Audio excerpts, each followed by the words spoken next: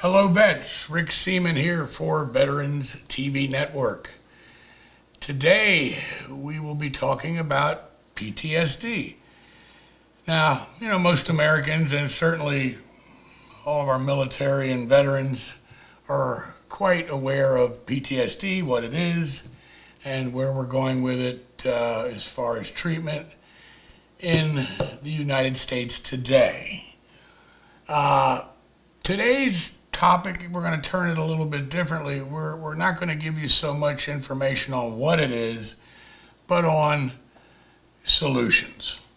Okay? We have other channels. You can locate the PTSD conversations that we've had in the past.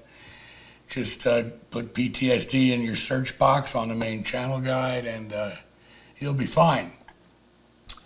Today I have a special guest, and her name is Lisa Kamen. And Lisa is with the organization Harvesting Happiness for Heroes. Lisa, welcome. Thanks for having me, Rick. Good to have you on the show. Harvesting Happiness for Heroes. Yes.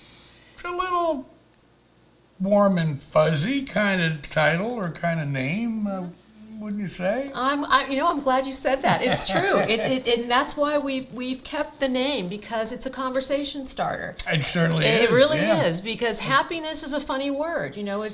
People think of happiness, they think of the yellow smiley face, they think of something that's airy-fairy, light and fluffy.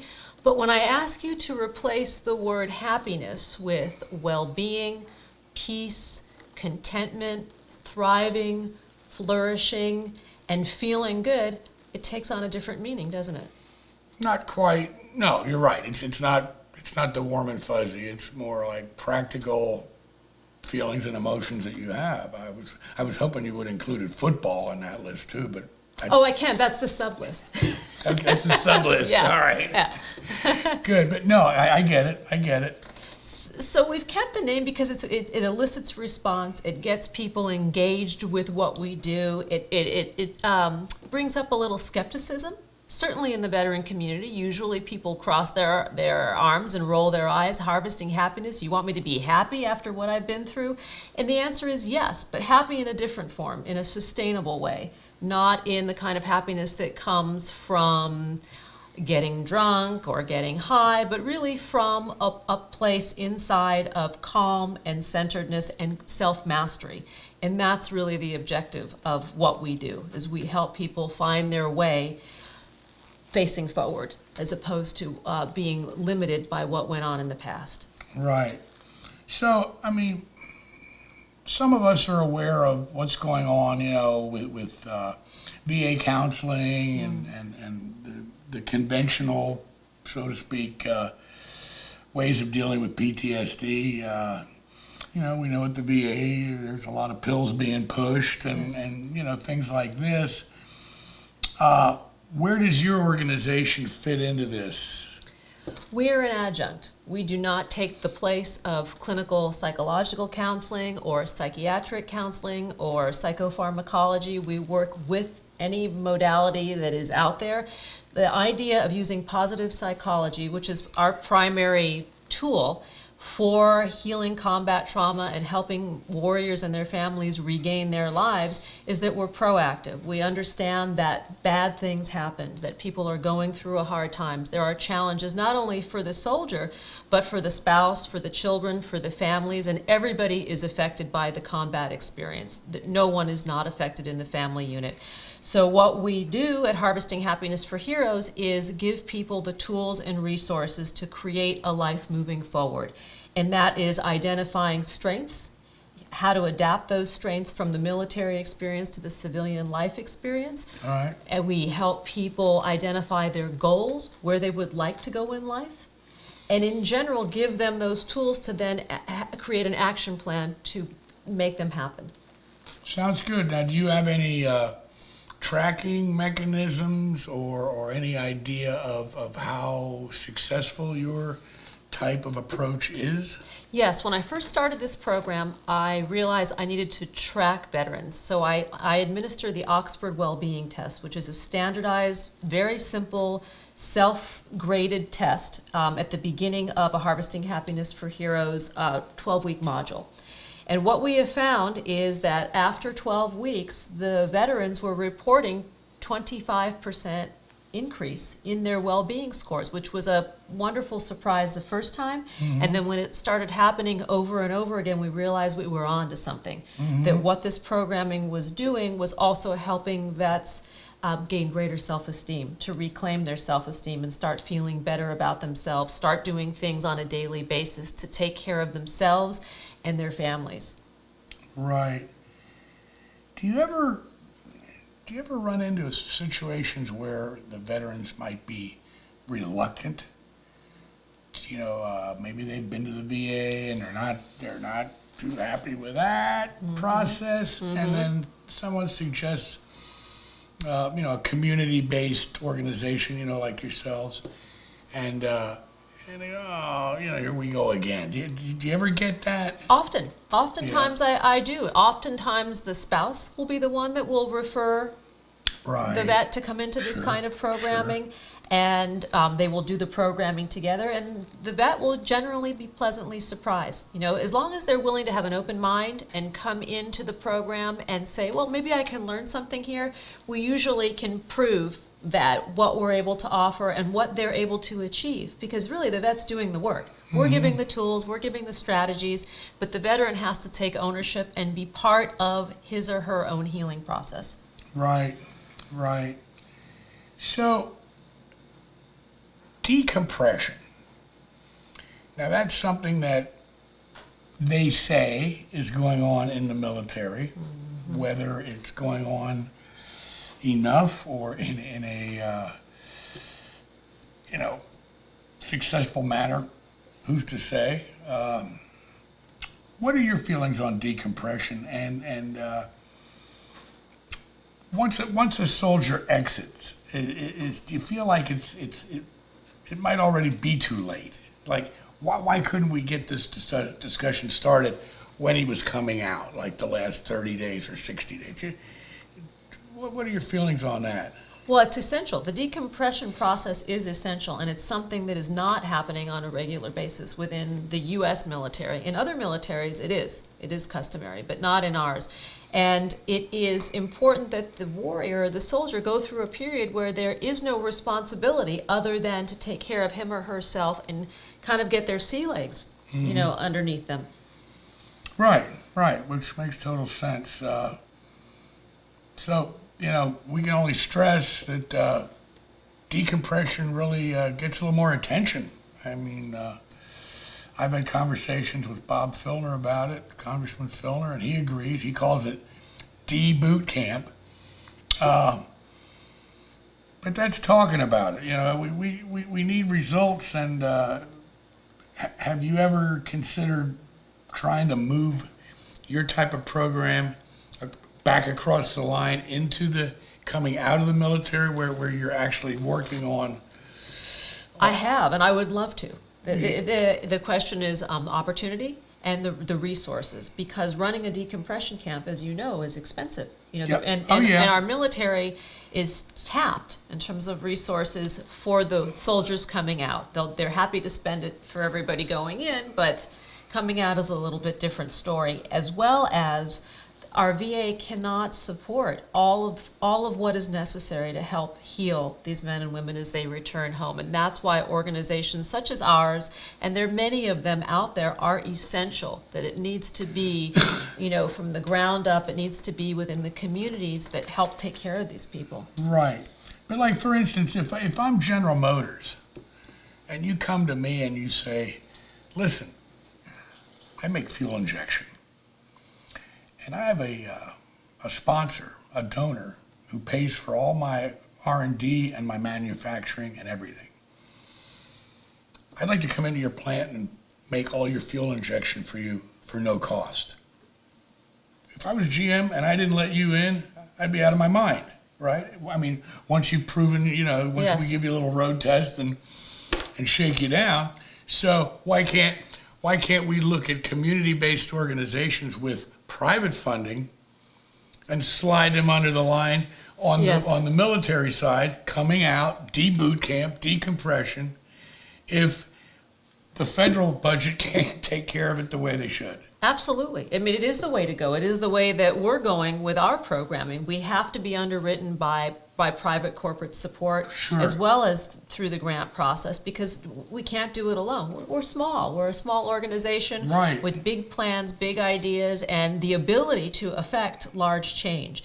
And I agree with you that offering this kind of programming before they go home would be wonderful. And it is definitely a goal. Well, let's Yes, let's yes. there it is. This is a goal. Yes. Let's keep thinking about that. What's like the number one challenge in your organization for taking care of veterans, not just with PTSD, but I'm sure you get veterans where TBI is a factor and how they overlap with each other. Mm-hmm. That's got to be a big challenge. It is a big challenge because TBI is a little bit quieter. So it's harder to recognize where there's a TBI unless the soldier will step right up and say. Right. But the challenge, the number one challenge, of course, are the anger issues. You know, these men and women are angry, they're confused, they don't know where to place it. And that's one of the things that we do using a positive psychology coaching model is to help them express the anger, but then make good use of it. Because Right. it can be the jet fuel for transformation. And the concept of our work is that we take the trauma and we transform it to post-traumatic growth. So the situation that was once the most troubling becomes the most useful to affect change. Right. Are you currently working in conjunction with or partnering or partnering with any other independent or community-based organization? Yes, we have a partnership with a man in the Detroit area where we are about to launch Respond online programming. We're going to offer either a 6 or 8 week module, no-cost module, to the veteran community and their partners to come in and learn these principles of positive psychology coaching, and that's going to go live in the spring. I also have another partnership with Allison Lighthall, who is a psychiatric nurse who entered the military when she was 46 years old, and we are going to be doing Return to Duty, which is a corporate training program to train companies how to successfully and respectfully integrate the warriors into the workplace. So the what to do's and the what not to do's, because warriors are great employees. Oh yeah. Yeah. Yeah. They've been there, done that. Yep. Wow, that's cool. Now, you mentioned an online Yes. type of program. What would this be, like a do-it-yourself? Oh, you could call it kind of a quasi do-it-yourself. It's a video classroom, a virtual classroom, where students or participants would come into the classroom. I would be there with my partner. We would distribute a class lesson beforehand. They'd come into the classroom, and we'd have a dialogue about what worked, what didn't work with the homework, because there is homework. You know, there is work involved. And we would practice the principles and skills of positive psychology as well as other integrated techniques that my partner has developed. So would this be like online in a person's home as opposed to in the classroom? The person can be sitting in the comfort of wherever they are, and they can just log into the virtual classroom, and the facilitators will be present, and it's a weekly format with tiny amounts of work in between. So you gotta do a little homework. A little bit of homework. Yeah. Not too stressful. In fact, most people find it very pleasant because I'll tell you, the skills that we teach are common sense and they're useful and they're scientifically proven to alleviate symptoms of stress, depression, and the dark sides that many of those soldiers are grappling with. You know, simple as gratitude. Yeah. You know, to look at what's working right with life as opposed to what's working wrong with life, because there's certainly plenty that's wrong. All right, Lisa Kamen with Harvesting Happiness for Heroes. We're going to take a quick informational break and we will be right back. I pledge allegiance to the flag of the United States of America and to the republic for which it stands, one nation, under God, indivisible, with liberty and justice for all. Enjoy your freedom. Support combat wounded veterans. Presented by the Military Order of the Purple Heart. For more information, visit www.purpleheart.org.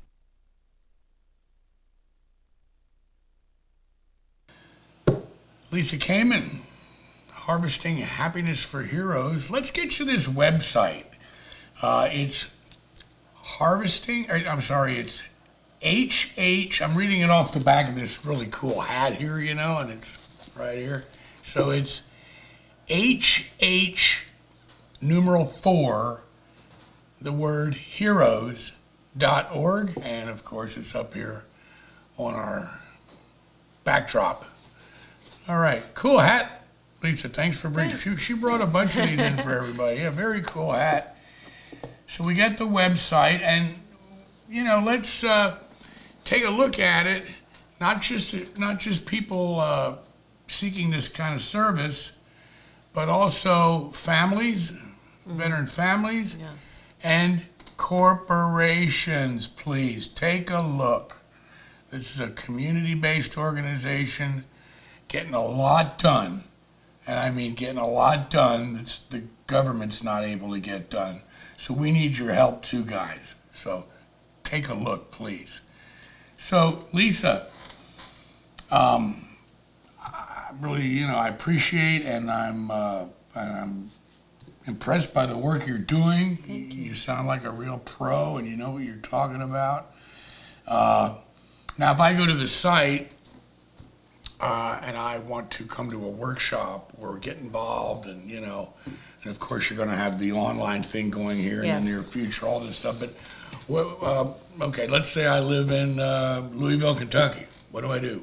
Well, contact us. We will put together a workshop in your area. We've got workshops that are under development right now all across the country. For example, we recently did a weekend workshop retreat at Sundance Resort in Sundance, Utah, that was underwritten and partnered with by the Wounded Warrior Project. We also took on other sponsors to help get the word out and offer their services. One of the things that we work with in this programming is mindfulness training, and that includes meditation, yoga for veterans in specifics. And there's just a lot of programming available, including for women. We've got an upcoming workshop where we are dealing with some of the issues that are particular to women in the military and returning with combat trauma, MST, and other situations like that. So we're on the move. All good stuff. All good stuff. Thanks. Well, listen, thank you for being here. And it's Harvesting Happiness for Heroes. Lisa, good luck. Thank you, Rick. Thanks for having me on the show. Great program, and we wish Thanks. you well. Thank you. Okay. Veterans Network, out.